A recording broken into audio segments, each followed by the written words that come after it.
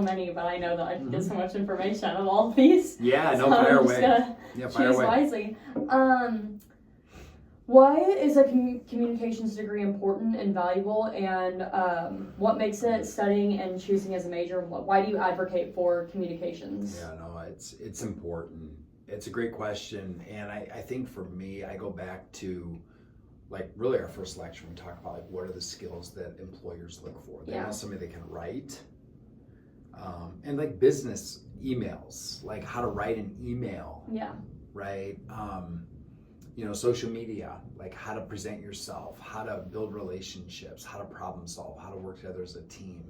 These are the skills, like being able to analyze the situation and come up with solutions. I mean, these are all skill sets that we teach people, to be sensitive to people, be sensitive to gender differences, age differences, race differences, cultural differences. I mean, all the things that, employers hope they're getting when they hire somebody, we stress those things because they're important.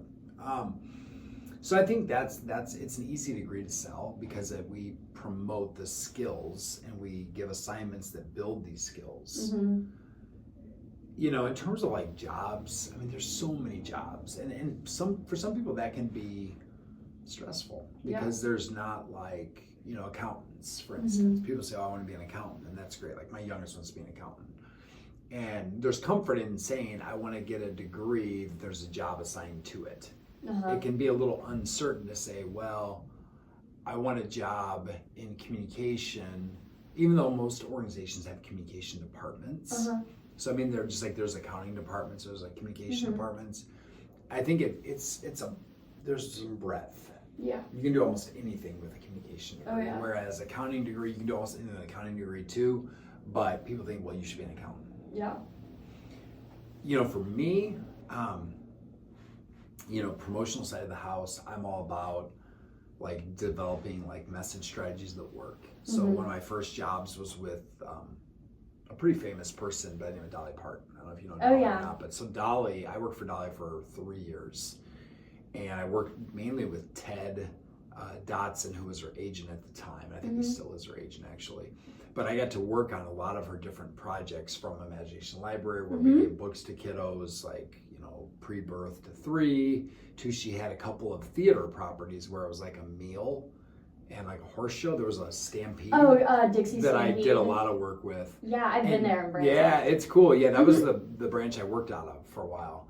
And it was, like working with people like that allowed me to realize like the value of like message strategy, like who's your messenger? How do you deliver the message? Like what channels do you use? This is before social media. So it was like, you got traditional media, you got billboards, you've got, brochures, you've got posters, you've got radio ads, do you buy a TV ad on the vacation channel and Branson? Like how do you reach prospective customers? And that really got me into sales. I was like, this is good stuff. So working with her kind of then informed my research program, which was very like, okay, I want to promote healthy living. A lot of organ donation. My dad was a recipient. So, when you have a parent who almost dies, you realize the relevance and the need. So, for 15 years or so, we've been publishing tons of work on organ and tissue donation promotion. Wow. So like if you can promote anything, right? I mean, you promote obviously education, you can promote sports. We have an athletic department that has like probably 300 full-time workers. And some of them are coaches, of course, but a lot of them aren't. Yeah. So there's all kinds of like promotional stuff. Yeah. Game day promotions, social media promotions. I mean, you name it. If you love sports, there's jobs out there. Fundraising. That people with this degree can. Yes, can absolutely. Do. Fundraising is another great opportunity. Like, I think we do fundraising better than anybody.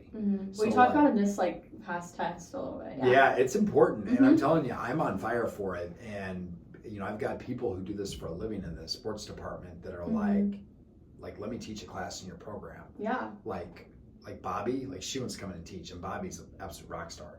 She's our head. Her and Howard, they bring in tens of millions of dollars every year into our sports program because they know how to sell the product. Yeah. You got to be able to tell the story of Illini athletics. Why does it matter? You got to be able to develop relationships. That's interpersonal communication. You got to sustain those relationships. You can't just like care about people when you need something. Yeah. you know, and it's a sale. You know, you got to be able to like speak in public. You got to be able to like be dynamic and have passion.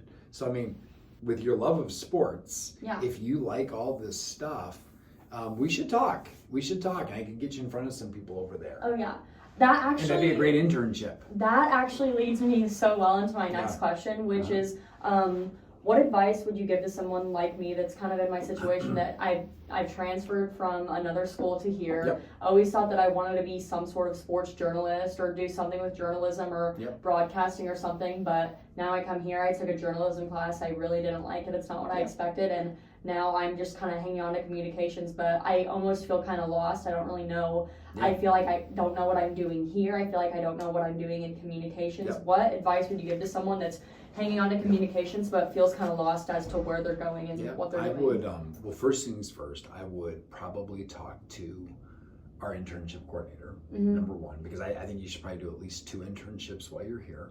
Okay. Most people don't do them their first or second year of college, but your junior, senior year, like I would try to do one between your sophomore and junior year. I would try to do one between your junior and senior year. And when you think about like which ones you gravitate towards, think about like what industry do you want to work in? So like I think about the big ones, sports, I think about like public health, I think about like environmental, I think about like community relations,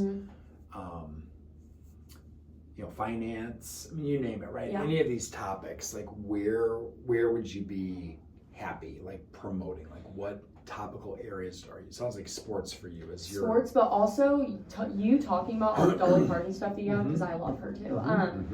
What category like does that fall under? Yeah, I mean that would be like you. Like, so where are you from? Like, what's home? Southern Illinois. You know, like Mount Vernon? Yeah. Woodlawn, it's like a tiny little... Okay.